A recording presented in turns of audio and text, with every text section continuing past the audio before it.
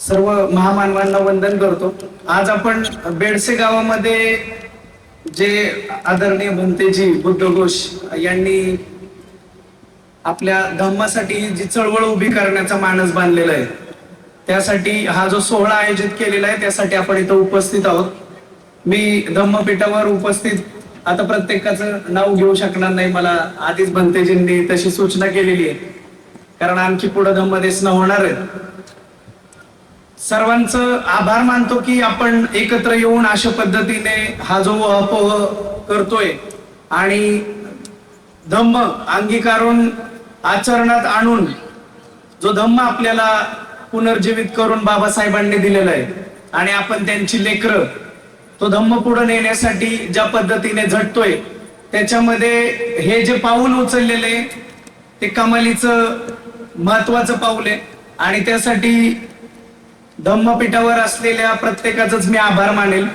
समाजाला दिशा देण्याचं काम आपण या पद्धतीने करत आहात, त्यासाठी मी आपले धन्यवाद व्यक्त करील। समाज कल्याण विभागाचा सहाय्यक आयुक्त म्हणून या पुणे जिल्ह्यासाठी माझी जी जबाबदारी आहे ती देखील भंतेजी आपल्या समोर मी इथं विशद करेल। विभागाच्या वतीने आपण समाज कल्याण खातं आणि त्याच्या अंतर्गत बाबासाहेबांच्या पदस्पर्शाने पावन झालेल्या जे आपली ठिकाणं आहेत आणि धम्मासाठी जिथं जिथं कामकाज सुरू आहे तिथं मग जे आपण आता या छोट्याशा व्हिडिओ क्लिप मध्ये पाहिलं त्या पद्धतीने अशी स्मारकं उभा करण्यासाठी भंतेजी आपण तर हे लोकवर्गणी किंवा धम्मदान आणि तत्सम सगळ्या बाबींमधून या सगळ्या गोष्टी उभा करण्याच्या प्रयत्नात आहोत, परंतु आपल्या संस्थेचं रजिस्ट्रेशन आहे की नाही हे बॅकग्राऊंड थोडं मला माहित नाही, सॉरी त्याबद्दल। परंतु जर तशा पद्धतीने आपलं रजिस्ट्रेशन आणि सगळ्या बाबी जर अवेलेबल असतील तर साधारण 1 कोटी ते 15 कोटीच्या घरामध्ये समाज कल्याण विभागाचा फंड्स आपण इथं उपलब्ध करून घेण्यासाठी संयुक्त प्रयत्न करूया। अशी योजना ऑलरेडी कार्यरत आपल्या धम्मासाठीच्या आणि बाबासाहेबांच्या पदस्पर्शाने पावन झालेल्या ठिकाणांचा जो काही जीर्णोद्धार आणि आपण तिथं जे मॉन्युमेंट्स बांधतोय याच्यासाठी ऑलरेडी आपण या धर्तीवर काम करतो। निश्चितच वेळोवेळी आपण मला जिथं जिथं गरज पडेल तिथं माझी आठवण काढाल आणि आपण या धम्माचं काम पुढे नेण्यासाठी त्या पद्धतीने एकत्ररित्या येऊन या बाबी पुढे नेण्यासाठी प्रयत्नशील राहू। आज इथं उपस्थित प्रत्येक समाज बांधवाला खरंच अभिमानाचा क्षण जाणवत असेल की आपला जो इतिहास आहे आणि ऐतिहासिक ज्या ठिकाणांवरती तत्कालीन कालावधीमध्ये आपल्या पूर्वजांनी कामं केलेली आहेत त्याच ठिकाणाची निवड आज भंतेजींनी केली आणि आपल्या सर्वांना इथं येऊन त्या पद्धतीने या आपल्या धम्माच्या कार्यामध्ये आपला सहभाग नोंदवण्याची संधी त्यांच्यामुळे आपल्याला मिळाली।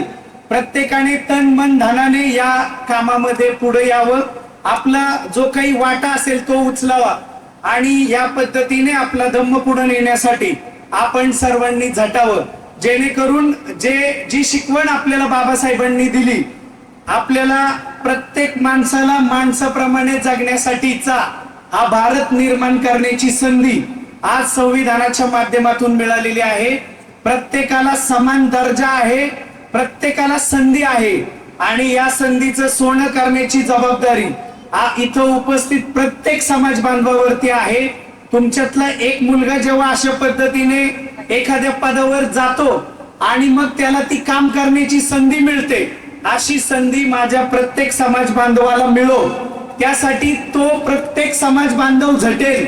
आज ज्यांच्याकडं त्यांची अपत्य संपत्ती म्हणून आहेत त्यांच्यावर इथं उपस्थित असलेला समाज बांधव वर्कआउट करेल, त्याच्यामध्ये तो धम्म रुजवेल, त्याला भारतीय संविधानाने दिलेली जी ताकद आहे ती वापरण्याची त्याच्यामध्ये ती वृत्ती निर्माण करेल। यासाठी तुम्ही सर्व झटाल अशी मी अपेक्षा व्यक्त करतो।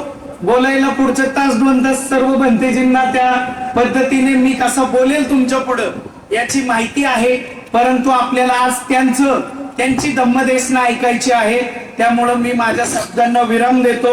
आपल्या कोणालाही जर इन फ्युचर लाईफ मध्ये कधीही माझी गरज भासली तर विश्रांतवाडीला समाज कल्याणचं ऑफिस माझ्या बांधवांसाठी कायम ओपन आहे आणि ऑफिस बंद झाले मी तुमच्यासाठी 24 तास अवेलेबल.